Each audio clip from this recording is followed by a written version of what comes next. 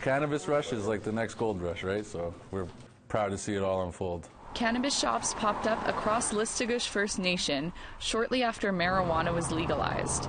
Outside of First Nations, Quebec regulates the distribution of cannabis. So they've, in essence, created a monopoly for their own government through their regime. We, as a First Nation community within the province of Quebec and Canada, basically left out of that whole opportunity. So Listuguj residents made their own opportunity.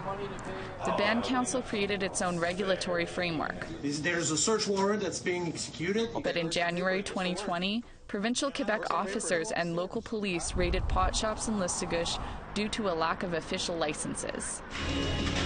Store owners like Alexander Morrison lost thousands of dollars in merchandise and faced trafficking and possession charges. Since the police raid, pretty much the community, well, a portion of the community pushed back against that. And the next day we were granted temporary permits, and ever since then the cops haven't been bothering us.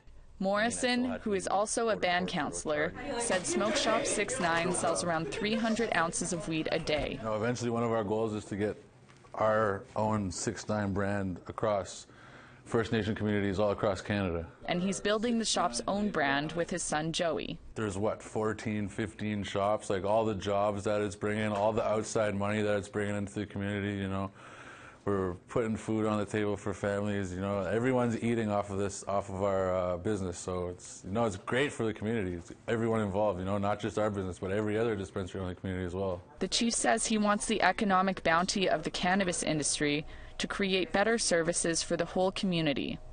He says a more formal system is needed for the industry to give back. One of our oldest teachings is that you have to give back. So your first catch you're supposed to give away. If you're hunting, your first catch, you're supposed to give part of that meat away. So, when it comes to business, that principle to me should still apply. Morrison said he doesn't have a problem giving back voluntarily, but he's worried having one sole distributor and more regulations could inhibit their competitiveness with nearby First Nations. They're talking about maybe having the band be a distributor for some products. I mean, if it's some products, we're okay with that, but we don't want to be limited to one supplier. That just does not make sense at all. Ultimately, both Gray and the Morrisons want to see a safe cannabis supply in the community. We're all for having regulations that make sense. We don't want to kill the gains that we made.